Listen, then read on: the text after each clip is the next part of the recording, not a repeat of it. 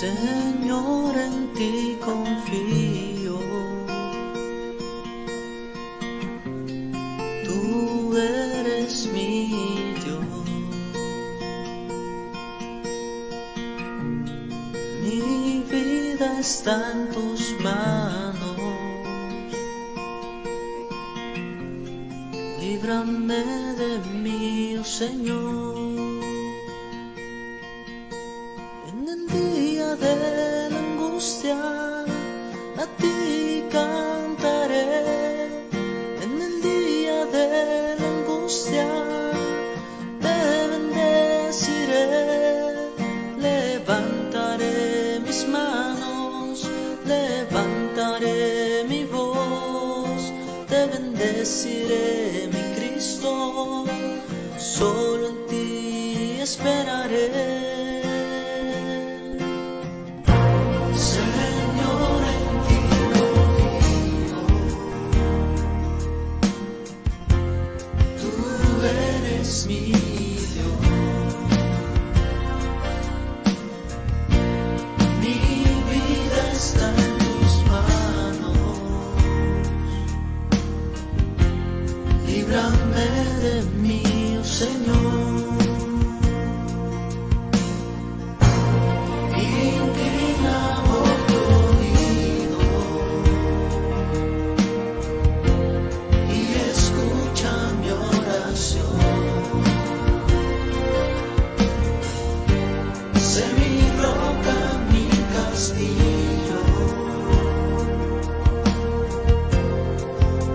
Restáurame, Señor, en el día de la angustia, a ti cantaré. En el día de la angustia, te bendeciré. Levantaré mis manos, levantaré mi voz, te bendeciré, mi Cristo. Solo en ti esperaré.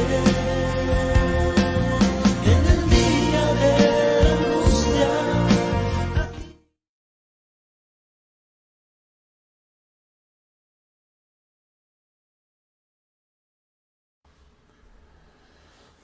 Hermanos, ¿cómo están?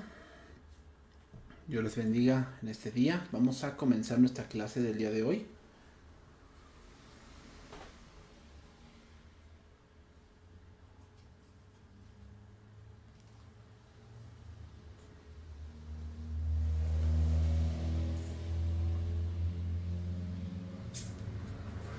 Clase número 10 de la materia Teología Sistemática, trimestre número 2. Entonces básicamente faltan más o menos 3 semanas para el examen, hermanos.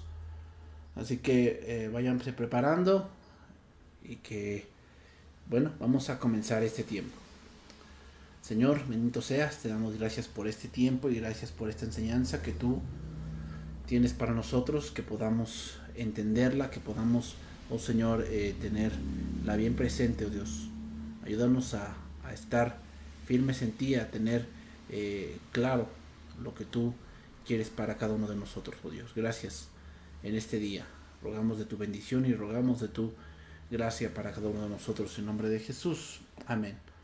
Bien, hermanos, vamos a comenzar esta clase número 10. Voy a comenzar donde me quedé la semana pasada, el tema que iniciamos la semana pasada. El tema que iniciamos, que fue precisamente el de, a ver, el de, permítanme un tantito, hermanos.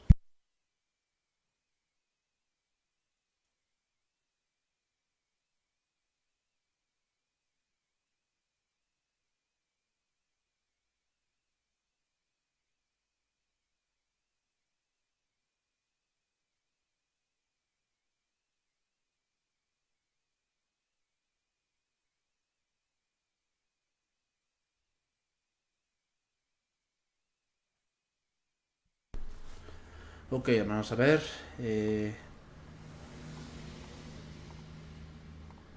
nos quedamos en esta parte, la Trinidad. ¿Ok? La Trinidad. Entonces voy a comenzar allí en esta clase número 10. ¿Ok? Entonces, ¿qué podemos decir de la Trinidad? Bueno, decíamos la semana pasada que la palabra Trinidad en sí no existe en la Biblia. ¿Ok? La doctrina de la Trinidad está en conexión con el estudio de los atributos de Dios.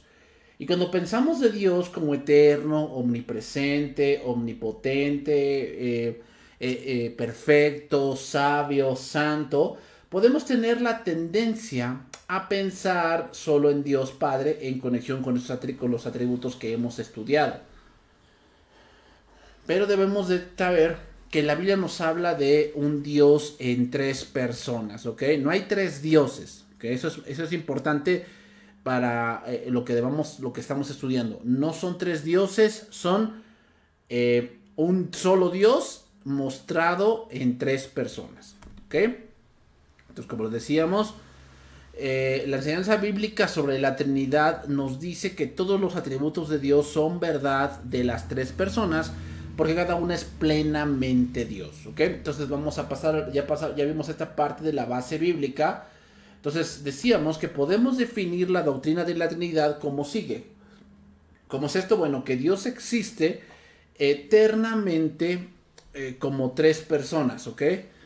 Padre, Hijo y Espíritu Santo, y cada persona es plenamente Dios, y hay un solo Dios, ¿ok? Entonces, como se lo dije, no son tres dioses, es un solo Dios mostrado en tres personas, ¿ok? Entonces, así es como podemos definir esta doctrina que es muy importante, la doctrina de la Trinidad. Dios existe plenamente como tres personas, Padre, Hijo y Espíritu Santo, y cada persona es plenamente Dios y hay un solo Dios, ¿ok? Entonces, ¿qué podemos decir de la Trinidad en la Biblia? ¿Ok? Bueno, primero veremos que en el Antiguo Testamento cómo se ve esta parte de la Trinidad, porque eso no es una doctrina que muchos piensan que surgió del Nuevo Testamento. Muchos piensan, no, es que en el Nuevo Testamento ya se ve esta parte de la Trinidad. No. Esta doctrina ya ha estado desde el Antiguo Testamento, ¿ok? Tal vez un poquito más velada, un poquito más oculta, pero sin duda no es una doctrina, vamos a ponerlo así, reciente, ¿ok? Entonces, la palabra Trinidad, como vemos aquí, nunca se halla en la Biblia. O sea, no está esa palabra en la Biblia, ¿ok? Como lo está santidad, como lo está eterno, como lo está fuerte, no se halla en la Biblia. Aunque la idea que denota la palabra se enseña en muchos lugares, ¿ok? La palabra Trinidad quiere decir tri, que significa unidad, como vemos aquí, tri, unidad, o tres en uno. Se usa para resumir la enseñanza bíblica de que Dios es tres personas, ¿okay? Es tres personas y sin embargo un solo Dios, ¿okay? Y sin embargo un solo Dios. Entonces esto es muy importante entenderlo. Dios es tres personas y sin embargo es un solo Dios, ¿ok? A veces algunos piensan que la doctrina de la Trinidad se halla solo en el Nuevo Testamento, como lo acabo de decir, y no en el Antiguo. Aunque la doctrina de la Trinidad no se halla explícitamente en el Antiguo Testamento, hermanos, varios pasajes sugieren o incluso implican que Dios existe como más de una persona. Entonces, Dios ha existido eternamente como tres personas y sería sorprendente no hallar indicaciones de eso en el Antiguo Testamento. Entonces, esto es importante saber que una doctrina, hermanos, debe ser sustentada por toda la Biblia. No podemos sacar una doctrina simplemente de dos pasajes, que es lo que muchos hacen hoy en día. Toman 2, 3 pasajes nada más y lo sacan a veces del contexto o tuercen el verso y tratan de que la Biblia o el verso diga lo que ellos quieren que diga. Ok, entonces vamos a ver algunas de estas cosas de donde se encuentran estos pasajes. Por decir, en Génesis capítulo 1, verso 26 vemos este pasaje, dice aquí: entonces dijo Dios, hagamos al hombre, está hablando en plural, como lo dije la semana pasada, a nuestra imagen, nuestra imagen, conforme a nuestra semejanza, ¿ok? Y señoría en los peces del mar, en las aves de los cielos, en las bestias, en toda la tierra y en todo animal que se arrastra sobre la tierra. ¿Ok? Entonces, vemos aquí en este pasaje, cuando es la creación del ser humano, cómo Dios dice que va a hacer al hombre a su imagen, pero no lo dice voy a hacerlo, sino dice hagamos al hombre a nuestra imagen. Esto nos sugiere, hermanos, un plural donde hay 3 personas. Ahora, algunos han sugerido que son plurales de majestad, como lo dije la semana pasada, una forma en que habla un rey como diciendo nos complace perdonarte. Sin embargo, en el hebreo del Antiguo Testamento no hay otros ejemplos de que un monarca use verbos plurales o pronombres plurales, ¿ok? Para referirse a sí mismo con un plural de majestad. Así que esta opinión no tiene evidencia que la respalde. ¿Ok? No tiene evidencia que la respalde. O sea, es algo que no se puede decir. Otra opinión es que Dios aquí está hablando con los ángeles. Algunos indican esta parte, ¿no? Que Dios está hablando con los ángeles y que por eso dice hagamos. Sin embargo, los ángeles no participaron en la creación del hombre. Y otra cosa muy importante, los ángeles no tienen los atributos o la semejanza a la que se está refiriendo Dios. Cuando Dios dice hagamos al hombre a nuestra imagen y conforme a nuestra semejanza, estaríamos hablando que un ángel estaría al par de Dios, lo cual es algo errado, algo que no cabe en el punto de la palabra de Dios, ¿ok? De pensar que un ángel está al nivel de Dios, ¿ok? Entonces la mejor explicación de que ya en el primer capítulo de Génesis tenemos un indicativo de la pluralidad de personas en Dios mismo, es decir, estamos hablando de la Trinidad en este pasaje, ¿ok? No se nos dice cuántas personas son y no tenemos nada que se acerque a una doctrina completa de la Trinidad, pero se implica que intervienen más de una persona, ¿ok? O sea, eso está implicando el pasaje que estamos analizando. Vamos a ver otro pasaje, Génesis 3:22. Y dijo Jehová Dios, he aquí el hombre es como uno de nosotros. Es como uno de nosotros. ¿A qué se referirá? Y sé que no es el tema, pero ¿a qué se refiere como que es uno de nosotros? No se refiere a que el hombre es Dios, ¿eh? No se está refiriendo a eso. Aquí más adelante lo dice, sabiendo el bien y el mal. Es decir, ¿Dios conoce el bien y el mal? Sí lo conoce Dios, porque obviamente Dios lo conoce todo. Es decir, Dios conoce esa parte de cómo esto va a traer una consecuencia, cómo va a traer ciertas, ¿cómo decirlo? Ciertas cosas que se van a cosechar para personas que actúan en el mal, ¿ok? Lo conoce. ¿Cuál es la diferencia entre Dios y el hombre? Bueno, la gran diferencia es que Dios no se deja mover por el mal. Cuando el hombre cayó en el pecado, entonces hermanos, vino una parte en la que el hombre, sus miembros y todo su ser fue contaminado por el mal. Entonces el hombre sí tiene la tendencia hacia el mal. Esa es la gran diferencia. Entonces Dios dice, el hombre ya conoce el bien y el mal. Sin embargo, este mal que acaba de cometer el hombre lo ha infectado completamente para que él sea completamente inclinado hacia el mal. Ahora pues, que no alargue su mano y tome también del árbol de la vida y coma y beba y viva para siempre. Y viva para siempre, ¿ok? Entonces, aquí podemos ver en este pasaje que la idea, el ideal de Dios o el plan de Dios era que el hombre viviese para siempre. Sin embargo, este plan no se cumplió porque el hombre prefirió la desobediencia, ¿ok?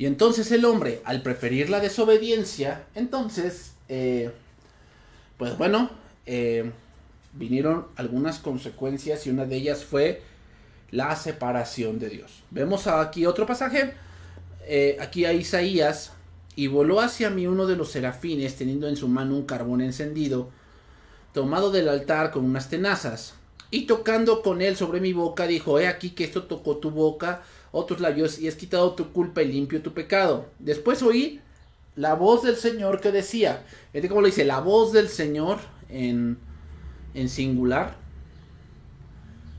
y que decía, ¿a quién enviaré y quién irá por nosotros? Es lo que dice aquí este pasaje.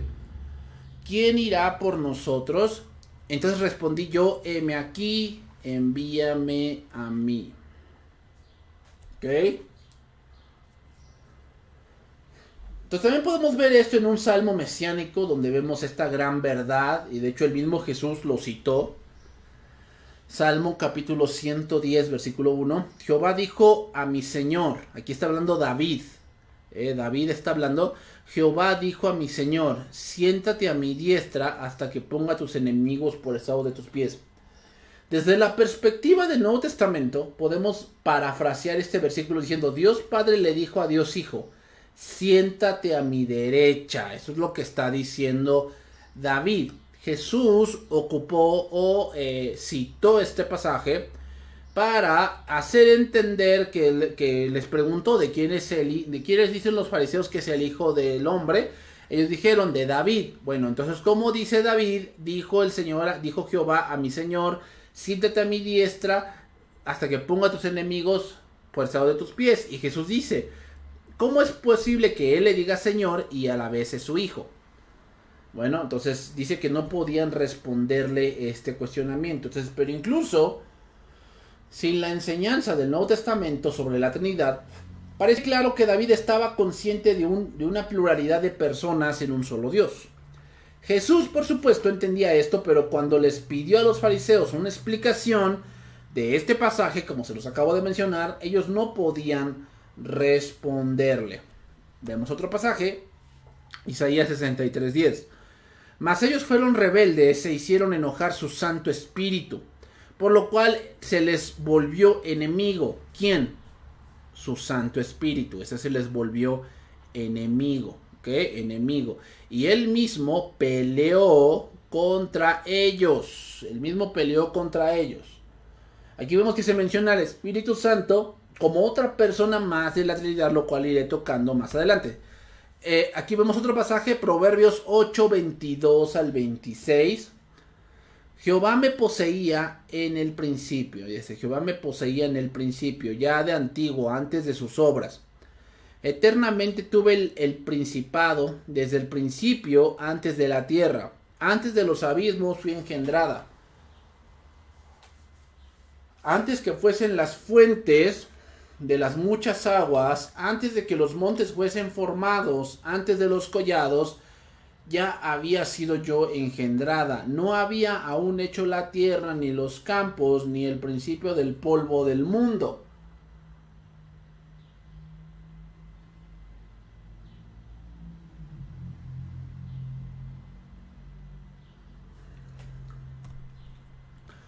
Cuando formaba los cielos, allí estaba yo. cuando trazaba el círculo sobre la faz del abismo, cuando afirmaba los cielos arriba, cuando afirmaba las fuentes del abismo, cuando ponía al mar su estatuto para que las aguas no traspasasen su mandamiento, cuando establecía los fundamentos de la tierra, con él estaba yo ordenándolo todo, y era su delicia de día y en día, teniendo solaz delante de él en todo tiempo. Me regocijo en la parte habitable de su tierra, y mis delicias son con los hijos de los hombres. Ahora pues, hijos, oídme, y bienaventurados los que guardan mis caminos. Entonces, hermanos, aunque en la parte anterior del capítulo se podría entender solo como una personificación de la sabiduría para efecto literario, que muestra a la sabiduría llamando al sencillo e invitándolo a aprender, uno podría arguir algunas cosas en cuanto a la sabiduría que parece ir más allá de la mera personificación. Su obrar como un artesano al lado de Dios en la creación sugiere la idea de una personalidad distinta. O sea que sabiduría aquí no tiene que ver un poco con la imaginación o con el poder de crear o con el poder de hacer obras esplendorosas. Que no mucho tiene que ver con eso. Sí, también tiene que ver con una personificación distinta, y las frases que siguen pudieran parecer incluso más convincentes, porque solo una persona puede decir: día tras día me llenaba yo de alegría, como dice este pasaje, y puede regocijarse en el mundo y deleitarse en la humanidad, como dice: con él estaba yo ordenándolo todo, era su delicia de día en día, versículo 30, teniendo solaz delante de él todo el tiempo. Me regocijo en la parte habitable de la tierra, y mis delicias son con los hijos de los hombres. Ahora, hay algunos versículos en el texto que parecen decir que la sabiduría fue creada. En los versículos anteriores, pues sí dice aquí: Jehová me poseía. Jehová me poseía. O esta parte dice: antes del que yo ya había sido yo engendrada. Engendrada. Y no indica esta sabiduría que fue creada. O sea, estos versículos que acabo de mencionar. Aquí el versículo 24 dice: antes de los abismos fui engendrada. O sea, parece que como que fue creada. En realidad no es así. La palabra hebrea que comúnmente quiere decir crear o bará no se usa en este verso 22, 24 y 25. No se utiliza la palabra hebrea bará, así se dice, bará. Bará, que significa crear de la nada. La palabra hebrea que se utiliza en estos pasajes es la palabra hebrea cana. Así, cana, con K. Cana. Y esta palabra cana, esta palabra hebrea cana, aparece 84 veces en el Antiguo Testamento y casi siempre significa conseguir o adquirir. Casi siempre significa eso, ¿okay? La mayoría de veces.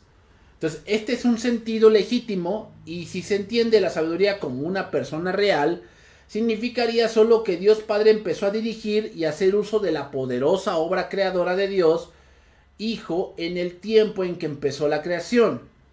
¿Ok? Es decir, que el Padre convocó al Hijo que trabajara con él en la actividad de la creación. Por eso dice ahí: Jehová me poseía, es decir, Jehová me convocó en el principio. Aquí principio, hermanos, aquí principio de este versículo no significa principio en el sentido de cuando inició todo, no, sino se refiere al principio de la eternidad. Yo estaba con Dios, eso significa, yo estaba con Dios desde la eternidad. Ya de antiguo, antes de sus obras, eternamente tuve el principado, es decir, yo estuve con él ideándolo todo. ¿Ok? Entonces, viendo estos pasajes, ahora vamos a pasar a el Nuevo Testamento. Nuevo Testamento. ¿qué dice el Nuevo Testamento con respecto a la Trinidad? Que es el tema que estamos tratando. Bueno, cuando empieza el Nuevo Testamento, entramos en la historia de la venida del Hijo de Dios. El Nuevo Testamento empieza con el Evangelio de Mateo. Y Evangelio, recuerden que la palabra Evangelio significa buenas noticias. Entonces, ¿cuáles son las buenas noticias? El Nuevo Testamento empieza con las buenas noticias de que Cristo viene y se hizo hombre. Era de esperarse que este gran suceso estuviera acompañado de enseñanza más explícita en cuanto a la naturaleza trinitaria de Dios. Y eso es en efecto lo que hallamos. Antes de mirar esto en detalle, hermanos, podemos simplemente mencionar varios pasajes en donde se mencionan juntas a las tres personas de la Trinidad. Por ejemplo, aquí en Mateo capítulo 3, versículo 16, vemos el bautismo de Jesús. Dice ahí, y Jesús, después de que fue bautizado, subió luego del agua, y he aquí los cielos le fueron abiertos, y vio al Espíritu de Dios que descendía como paloma. No era una paloma, sino que descendía como paloma, y venía sobre él. Y hubo una voz de los cielos que decía, este es mi Hijo amado. Aquí ya vimos dos personas de la Trinidad, Hijo, el Espíritu de Dios. Este es mi Hijo amado. ¿Quién está hablando? Pues el Padre. Es obvio que está hablando el Padre, porque dice que vino una voz de los cielos. Entonces, en quien tengo complacencia. Entonces quiere decir que aquí vemos las tres personas de la Trinidad. Aquí vemos una, aquí vemos dos, y en el versículo 17 vemos a la tercera persona de la Trinidad. Ahora, no debemos pensar, hermanos, que cuando yo digo la tercera persona de la Trinidad no quiere decir que sea el menor. Se dice primero y segundo, no en escalerita, así como lo estoy dibujando ahorita, 2, 3. No se puede mencionar así a la Trinidad. Se menciona 1 y en línea recta, 2, 3. Los tres son Dios. No son tres dioses, son Dios manifestado en tres personas, ¿ok? Eso es la Trinidad. Aguas con eso, porque si aquellos si alguno dice, no, es que son tres dioses, bueno, esa es una herejía, eso no pueden pensar de esa manera. Aquí en un mismo momento tenemos a los tres miembros de la Trinidad desempeñando tres actividades distintas. Ok, Dios Padre habla desde el cielo, Dios Hijo está siendo bautizado y el Padre le habla desde los cielos y Dios Espíritu Santo desciende del cielo para posarse y capacitar a Cristo para su ministerio. Ok, bien, vamos a ver otro pasaje. Cristo mismo cuando da la gran comisión. Mateo 28, 19. Por tanto, id y haced discípulos a todas las naciones, bautizándolos en el nombre del Padre y del Hijo y del Espíritu Santo, enseñándoles que guarden todas las cosas que os he mandado, y aquí yo estoy con vosotros todos los días hasta el fin del mundo. Amén. Entonces aquí vemos en el nombre del Padre, del Hijo y del Espíritu Santo. ¿Qué? No voy a meter en la parte de que, bueno, ¿y por qué en los hechos no se menciona ese bautismo? Se menciona más el bautismo de Jesús. No voy a meter ahorita en eso porque no es el tema. Pero, hermanos, aquí vemos las tres personas de la Trinidad nombradas por Jesús mismo. Por Jesús mismo. Los mismos nombres, Padre e Hijo, tomados de la familia, la más familiar de las instrucciones humanas, indican muy fuertemente que el Padre y el Hijo son personas distintas. Cuando se pone el Espíritu Santo en la misma expresión y en el mismo nivel de las otras dos personas, es difícil evadir la conclusión de que el Espíritu Santo también se le ve como una persona de igual posición que el Padre y el Hijo. ¿Okay? Ahora, muchas religiones toman al Espíritu Santo como solo el actuar de Dios, como el poder sobrenatural de Dios. Una de ellas es los testigos de Jehová. Los testigos de Jehová no creen en el Espíritu Santo. Ellos dicen que el Espíritu Santo solamente es el actuar, el poder de Dios. ¿Okay? Pero cuando vamos estudiando las Escrituras, la palabra de Dios pone al Espíritu Santo como una persona. Miren, 1 Corintios 12:4 dice, ahora bien, hay diversidad de dones, pero el Espíritu es el mismo. Y hay diversidad de ministerios, pero el Señor es el mismo, o sea, hablando pues obviamente del Espíritu Santo al cual mencioné anteriormente. Y hay diversidad de operaciones, pero Dios, ¿quién es Dios? Pues obviamente el Espíritu del que estamos hablando, que hace todas las cosas, todos en uno, es el mismo. Y cada uno les es dado la manifestación del Espíritu para provecho. ¿Ok? Entonces es el Espíritu Santo el que reparte los dones. Es el Espíritu Santo que reparte los dones como Él quiere. ¿Ok? Eso es muy importante. Porque Él es Dios, entonces Él decide como Él quiere, pero con sus atributos que ya hemos estudiado. Aunque decimos que Él reparte como Él quiere, Él hace las cosas bien hechas. ¿Ok? Aquí Pablo nos dice que el Espíritu es la tercera persona de la Trinidad que distribuye dones y ministerios. Veamos otro pasaje, Efesios 4:3. Un cuerpo y un espíritu, como fuisteis también llamados, en una misma esperanza de vuestra vocación. Un Señor, una fe, un bautismo, un Dios y Padre de todos, el cual es sobre todos y por todos y en todos. Un cuerpo y un espíritu. ¿Ok? Un espíritu.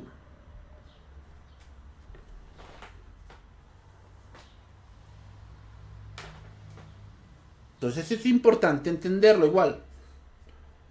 Que después lo voy a ir analizando un poquito más. En un sentido, la doctrina de la Trinidad es un misterio que jamás podremos entender por completo. Sin embargo, podemos entender algo de su verdad resumiendo las enseñanzas en 3 puntos. ¿Okay? Número 1, Dios es 3 personas. ¿Okay? Vamos a resumir esta enseñanza en 3 puntos. Dios es 3 personas. Número 2, cada persona es plenamente Dios. Y número 3, hay un solo Dios. Son cosas que debemos de tener bien en claro según esta doctrina. ¿Ok? Vamos a analizar estos 3 puntos. ¿Ok? Número 1, Dios es 3 personas. ¿Ok? El hecho de que Dios es 3 personas quiere decir que el Padre no es el Hijo y son personas distintas. Quiere decir que el Padre no es el Espíritu Santo, sino que son personas distintas. Y quiere decir que el Hijo no es el Espíritu Santo, sino que son personas distintas. Estas distinciones se ven en varios pasajes citados en la sección anterior que vimos ahorita y muchos pasajes del Nuevo Testamento como los que voy a poner ahora. Por decir, Juan capítulo 1 versículo 1 dice, en el principio, otra vez, esta palabra principio no se refiere al principio del mundo, sino se refiere a la eternidad. ¿Ok? A eso se refiere en el principio. ¿Por qué utiliza principio? Bueno, pues es para que nosotros entendamos a qué se refiere. Es parte del lenguaje al cual Dios utiliza para que nosotros podamos entenderlo. ¿Ok? Pero no se refiere al principio del mundo, sino se refiere al principio de la eternidad. O sea, donde no había nada, cuando no había nada, el verbo ya era. ¿Ok? Y el verbo era con Dios, o sea, estaba con Dios, como lo vimos en Proverbios, y el verbo era Dios. ¿Ok? O sea, obviamente si Cristo está allí, pues obviamente es porque es Dios. Otro versículo más. Juan 17:24. Padre, aquellos que me has dado, quiero que donde yo estoy, también ellos estén conmigo para que vean mi gloria que me has dado porque me has amado desde antes de la fundación del mundo. Que decía el anterior versículo en el principio. Este es el principio. Desde antes de la fundación del mundo. Ese es el principio. ¿Ok? Ese es el principio. A ese principio se refiere. Entonces aquí se muestran, vean cómo Cristo lo dice, Padre, aquellos que me has dado, quiero que donde yo estoy, también ellos estén conmigo. O sea, no dice, quiero que donde estamos, como que diciendo como que somos iguales. O sea, sí son iguales en el punto de Dios. Pero, hermanos, en punto de operaciones y en punto de la salvación, de la redención, tienen cosas distintas. ¿Ok? Algunos han cuestionado si el Espíritu Santo en verdad es una persona. antes que simplemente el poder o fuerza de Dios en acción en el mundo. Pero el Nuevo Testamento es muy claro y contundente en esta parte. Puesto que el Padre y el Hijo son personas, la expresión coordinada íntima fuertemente que el Espíritu Santo también es una persona. ¿Ok? Es una persona. Entonces, voy a decir algunas cosas de la tercera persona de la Trinidad para dejar bien en claro que es una persona. Por decir, el Espíritu Santo enseña. Eso solamente lo puede hacer una persona. Vemos aquí Juan capítulo 14, verso 26. Más el Consolador. El Consolador. Y por eso muchos piensan, por este tipo de frases, hermanos, que el Espíritu Santo es solamente fuerza. ¿Por qué?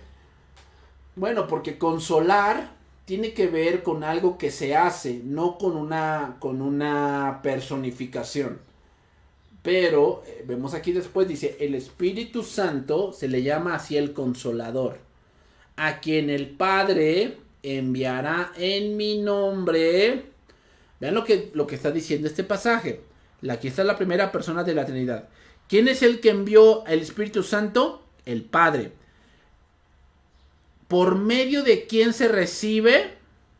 Del Hijo. Aquí está, enviará en mi nombre. Este es el número 2. Aquí vemos la segunda persona de la Trinidad. ¿A quién va a enviar? A la tercera persona de la Trinidad que está aquí.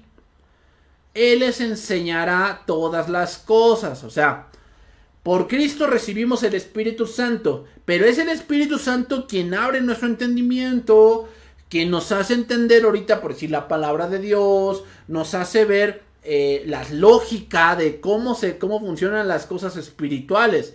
Entonces, Él es el que nos enseña. Aquí la palabra griega para enseñar es la palabra didasco. Didasco. ¿Ok? Didasco. Y os recordará todo lo que yo os he dicho. Y aquí viene lo que significa la inspiración. Inspiración. O sea, imaginémonos cómo los apóstoles se acordaron de tantas cosas con lujo de detalles.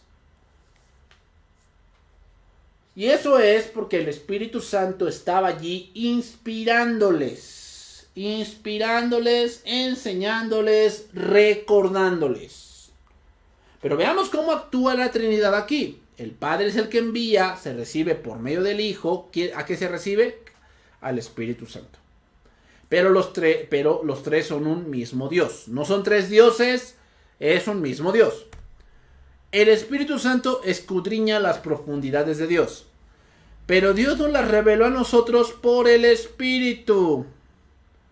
Por el Espíritu. Porque el Espíritu todo lo escudriña. Y aquí se refiere no solamente de lo de Dios, que dice aquí después, sino todo lo escudriña. Se refiere, hermanos, a que Él conoce todo. Él conoce aún lo que tú y yo estamos pensando en este momento. Él lo conoce, por eso dice todo lo escudriña. Y dice, aún lo profundo de Dios. ¿Qué quiere decir? Quiere decir que es el Espíritu Santo quien nos muestra su voluntad de parte de Dios. Es el Espíritu Santo quien dio toda esa revelación que vemos, por decir, en la epístola a los Hebreos, que vemos en el libro de Apocalipsis. Toda esa parte de revelación fue el Espíritu Santo quien le reveló a los apóstoles, porque Él escudriña aún lo profundo de Dios. ¿Ok? ¿Seguimos? El Espíritu Santo conoce los pensamientos de Dios. 1 Corintios 2:11. Porque ¿quién de los hombres sabe las cosas del hombre sino el espíritu del hombre? O sea, lo que está haciendo aquí Pablo es comparar entre que quién sabe mejor las intenciones y lo que estás pensando tú. Pues solamente tú mismo. Solamente tú mismo sabes lo que estás pensando, lo que quieres lograr, tus anhelos, tus sueños, tus planes personales. Bueno, así tampoco nadie conoció las cosas de Dios sino el Espíritu de Dios. Es decir, que las cosas que Dios ha querido han sido reveladas por el Espíritu Santo, quien es Dios mismo. ¿Ok? Y eso solamente lo puede hacer una persona. O sea, tratar de revelar los pensamientos de alguien o tus pensamientos solamente lo puede hacer una persona. No puede ser el poder de Dios revelando pensamientos. O sea, eso no es ilógico. ¿Ok? Como lo enseñan los testigos de Jehová. Ok, el Espíritu Santo decide, solamente una persona puede decidir, decide repartir dones como él quiere. Ya vimos ese pasaje, 1 Corintios 12:11. Pero todas las cosas las hace uno, el mismo Espíritu, repartiendo cada uno en particular como él quiere. Quiere decir que él toma decisiones y reparte como él quiere, porque el Espíritu Santo decide a quién le da tal don y a quién tal don. Y el Espíritu Santo decide a quién sanar. Y el Espíritu Santo decide a quién enseñar. Y el Espíritu Santo decide a quién redarguir. Y el Espíritu Santo decide a quién convencer de pecado, de juicio y de justicia. ¿Ok? Otra cosa, mira, el Espíritu Santo prohíbe o permite actividades, ¿ya? Prohíbe o permite actividades. Por decir, aquí tenemos un ejemplo, Hechos 16, versículo 6. Dice allí, y atravesando Frigia y la provincia de Galacia, les fue prohibido por el Espíritu Santo hablar la palabra en Asia. Y cuando llegaron a Misia, intentaron ir a Bitinia, pero el Espíritu no se los permitió. ¿Ok? En Hechos de los Apóstoles, en el libro de los Hechos, muchos dicen que debería llamarse Hechos del Espíritu Santo. ¿Por qué? Bueno, porque es el Espíritu Santo, vemos toda la operación del Espíritu Santo con lo que Cristo ya les enseñó. Ahora el Espíritu Santo está actuando, recordando, prohibiendo, permitiendo, llamando, repartiendo, decidiendo dentro de la iglesia. Entonces, vemos aquí que eso solamente lo puede hacer una persona. Por lo tanto, el Espíritu Santo es una persona. El Espíritu Santo habla. Hechos 13:2. Ministrando estos al Señor y ayunando, dijo el Espíritu Santo, apartadme a Bernabé y a Saulo para la obra a la que los he llamado. Fíjate nada más, el Espíritu Santo ya había llamado a Bernabé y a Saulo. Simplemente la iglesia, obviamente ministrando, confirmó. ¿Ok, hermanos? Entonces, ¿cómo el Espíritu Santo habla? La primera parte en donde te habla es por la palabra de Dios. O sea, no esperes que Dios te hable estando tú en tus rollos y estando tú sumergido en tu vida afanada. Así Dios no te va a hablar. Porque por eso muchos dicen, es que yo no sé la voluntad de Dios. Pues hay que analizar la vida que llevas. Y si llevas una vida tan ocupada, tan afanada, tan sumergida en tus propios pensamientos, esa es una de las razones por las cuales tú sientes que Dios no te habla. ¿Por qué? Pues porque no estudias para nada la palabra. Tú piensas que Dios te va a hablar, que se te revele un ángel, que sueñes algo, ¿verdad? Por tus tacos de barbacoa que te echas. O sea, no, yo no digo que Dios no lo pueda hacer. Obviamente que Dios lo puede hacer, no hay nada imposible para Él. Pero hermanos, tenemos la palabra profética más segura a la cual hacemos bien estar atentos como una antorcha encendida que alumbra el lugar oscuro. Eso es primera de Pedro capítulo 1. Entonces tenemos la palabra profética más segura. Por lo tanto la palabra es a la que tenemos que hacer más caso y a la cual tenemos que acudir con más vehemencia. ¿Ok? Entonces, y otro punto, el Espíritu Santo se entristece por el pecado de la vida del creyente. O sea, también siente tristeza el Espíritu Santo. Dice, no contristéis al Espíritu Santo de Dios, con el cual fuiste sellados por el día de la redención. ¿Qué se refiere con contristar?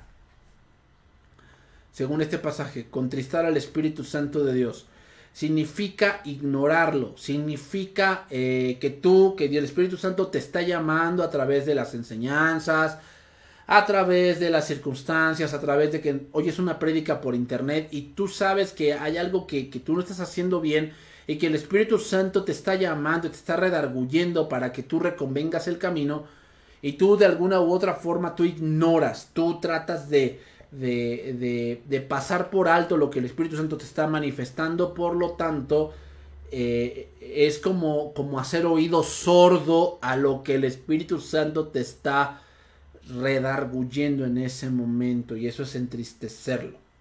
Entonces aquí comprobamos que el Espíritu Santo no es solo la fuerza de Dios. Si así fuese, entonces muchos pasajes que leímos ya anteriormente no tendrían sentido, porque en ellos el Espíritu Santo y su poder o el poder de Dios se mencionan juntos, ¿ok? Se mencionan juntos, como ya vimos en otros pasajes. Ok, hermanos, voy a repasar nada más un poco al siguiente punto para ir terminando. Cada persona es plenamente Dios. Además del hecho de que las tres personas son distintas, el testimonio fundamental, abundante de la palabra o de la Biblia es que cada persona es también plenamente Dios. Primero, Dios Padre es claramente Dios, y esto es evidente desde el primer versículo de la Biblia, ¿okay? En donde Dios creó los cielos y la tierra. Y es evidente en todo el Antiguo Testamento, en donde Dios Padre claramente se le ve como Señor soberano, sobre todo, y en donde Jesús ora al Padre Celestial.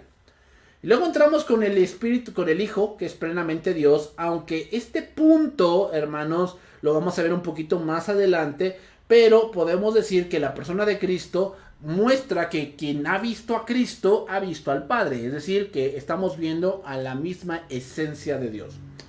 Aquí Cristo se le menciona como el Verbo, y Jesús dice tanto que Él estaba con Dios y que Él es Dios. El texto griego hace eco de las palabras de apertura de Génesis 1:1, cuando dice en el principio, y nos recuerda que Juan está hablando de algo que fue cierto desde antes de que el mundo fuese hecho, y Dios Hijo siempre fue plenamente Dios, como lo vemos en este pasaje. En el principio era el Verbo, y el Verbo era con Dios, y el Verbo era Dios. Era en el principio con Dios, y todas las cosas por Él fueron hechas. Y sin Él nada de lo que ha sido hecho fue hecho. Y en Él estaba la vida, y la vida era la luz de los hombres. ¿Qué fue lo primero que se dijo? Sea la luz. Y la luz fue hecha. ¿Okay? Y dice ahí, y en Él estaba la vida, y la vida era la luz de los hombres. ¿Okay, hermanos? Los voy a analizar un poquito más la semana que viene, un poquito más sobre cómo es que los tres son plenamente Dios, pero ya establecimos ciertos parámetros aquí, que es importante recalcar para que ya los tengamos presentes. Entonces, ¿qué podemos decir antes de terminar esta clase? Bueno, la doctrina de la Trinidad es muy importante, aunque la palabra Trinidad no se encuentra en la Biblia, sí se encuentra la doctrina. Ya vimos en el Antiguo Testamento que aunque no se ven versículos como en el Nuevo tan claros, pero sí existen, ¿ok? Entonces ya pusimos en claro en eso. Ya pusimos en claro que el Espíritu Santo no es la fuerza de Dios, es la tercera persona de la Trinidad.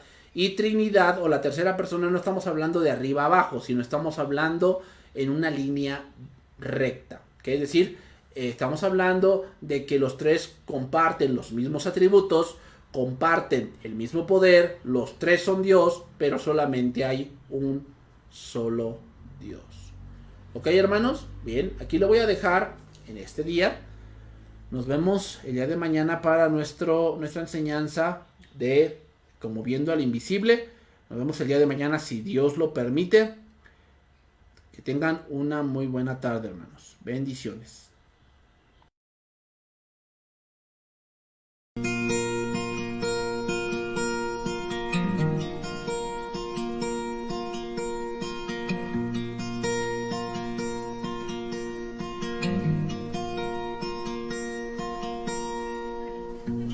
Señor, en ti confío.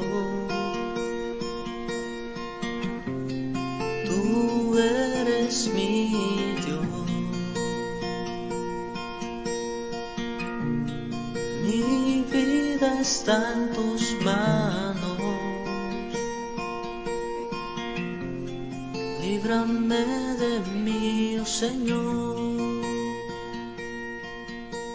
en el día de la angustia.